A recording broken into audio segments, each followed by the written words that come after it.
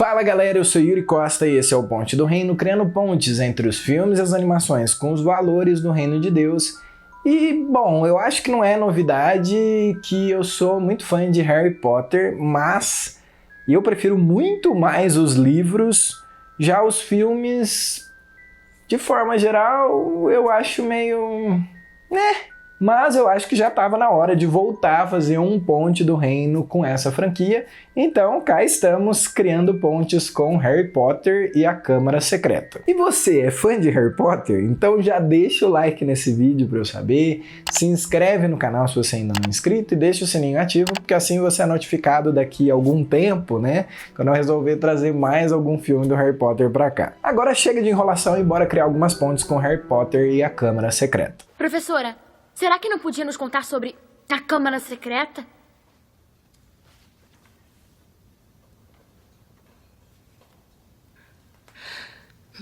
Pois muito bem. Bom, nesse filme o Harry volta para Hogwarts a muito custo, porque tem um elfo doméstico que tá fazendo de tudo pro Harry não voltar para lá, porque esse elfo sabe que estão tramando contra a vida do Harry Potter e ele tá tentando de alguma forma protegê-lo. Acontece que existe mesmo um plano para reabrir a Câmara Secreta em Hogwarts esse ano, que é um lugar escondido ali na escola, que se aberto liberta um basilisco, uma criatura monstruosa, que é capaz de matar pessoas só com o olhar. E a intenção era matar, então, alunos cujos pais não fossem bruxos. E ao longo do ano, vários alunos vão sendo petrificados ao invés de serem mortos instantaneamente. Ninguém sabe explicar direito o porquê, mas continua sendo uma coisa assustadora e um risco para a escola se manter aberta. Para piorar para o Harry, descobrem que ele é um ofidioglota, ou seja, que ele consegue falar a língua das cobras. E isso é algo muito raro e mal visto na comunidade dos bruxos, e indica que ele possivelmente seja o herdeiro então do Sonserina, que estava reabrindo a Câmara Secreta. Harry, presta atenção. Tem uma razão para o símbolo de Sonserina ser uma serpente. Salazar Sonserina era ofidioglota. Ele podia falar com as cobras também.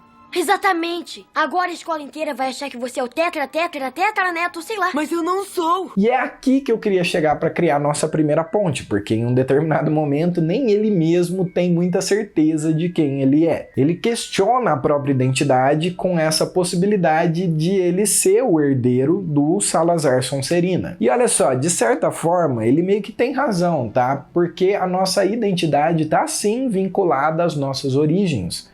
Ou seja, de quem a gente é filho. Mas Deus Pai, por meio do Filho unigênito Jesus, pagou um alto preço para que todos nós fôssemos adotados por Ele. Um plano brilhante em que bastava que eu e você nos arrependêssemos e crêssemos no que Ele fez por nós, para que a gente pudesse nascer de novo, agora como legítimos filhos de Deus. É claro que isso não é discutido aqui no universo do Harry Potter, né? Mas eu acho interessante o paralelo que rola no final desse filme sobre o que define quem você é. Mas a gente ainda vai chegar lá. Porém, antes tem uma cena que eu também acho importante a gente conversar a respeito. Quando o Dumbledore chama o Harry para questioná-lo se tinha alguma coisa que o Harry estava escondendo dele, o garoto, ele esconde a verdade, né? Ele fica com vergonha, com medo, e ele não expõe que ele sabia falar com as cobras. Mas preciso lhe perguntar se tem alguma coisa que queira me contar.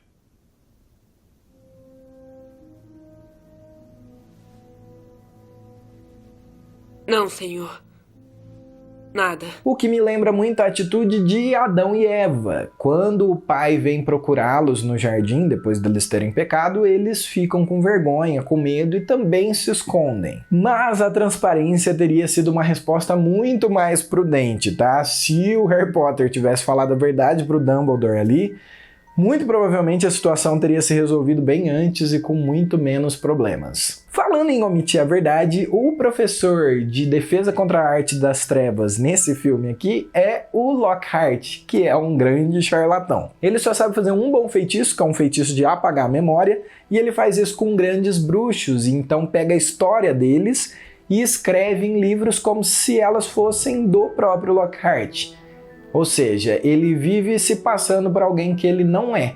Ele quer a fama, mas ele não quer o ônus de merecê-la. E infelizmente essa é a realidade de muitas pessoas hoje em dia também, que estão tentando fingir ser pessoas que elas não são através das redes sociais. E mais do que nunca, né, por meio também da inteligência artificial. Elas vivem mentindo sobre quem elas são, sobre o quanto elas estão felizes, mas vou avisar, viu?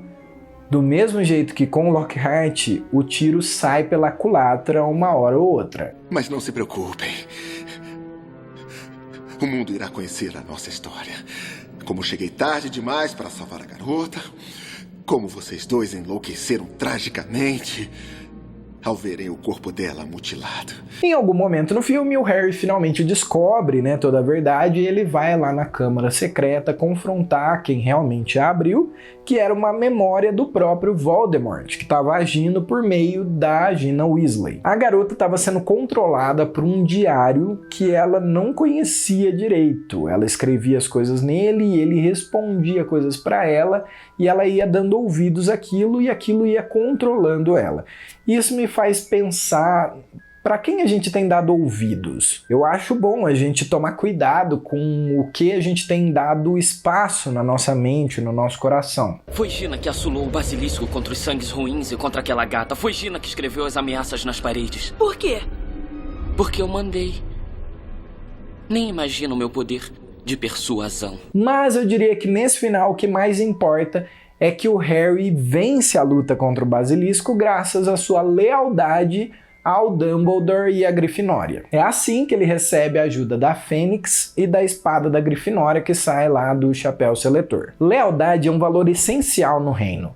Às vezes a gente pensa que ser o herói significa dar conta de tudo sozinho, que a gente precisa dar um jeito, que a gente não pode depender de ninguém, o que é um grande absurdo. Na verdade, o que realmente nos torna heróicos é a nossa lealdade a Deus, de onde vem o verdadeiro poder, e a igreja, que é a nossa casa de Hogwarts. É isso que nos fortalece e que na hora que a gente mais precisa, nos dá as armas certas para a gente combater o mal e o inimigo. Como, por exemplo, ter em mãos a espada da palavra de Deus, que é poderosa para acabar com o inimigo, que é uma serpente. É no mínimo curioso, você não acha que os elementos simbólicos aí na cena sejam uma espada e uma cobra? Primeiro, quero lhe agradecer, Harry. Você deve ter sido muito leal a mim lá na Câmara. Nenhuma outra coisa teria levado a Fênix até você. Por fim, de volta lá à minha ponte inicial, o Harry tem uma conversa aí no final do filme com o Dumbledore e finalmente ele confessa notar algumas semelhanças entre ele e o Voldemort. O Dumbledore explica que o Voldemort acaba passando alguns dos seus poderes para o Harry quando ele tentou lá atrás assassinar o garoto quando ele ainda era só um bebê. E aí o Harry conclui então que ele devia sim ser da casa da Sonserina, como o Chapéu Seletor tinha dado a entender. Só que aí o Dumbledore faz a pergunta que eu considero a pergunta mais importante do filme todo. Por que então o Chapéu Seletor colocou você na Grifinória? Porque eu pedi pra ele. Exatamente, Harry, exatamente o que o torna diferente de Voldemort. Não são nossas habilidades que revelam quem realmente somos.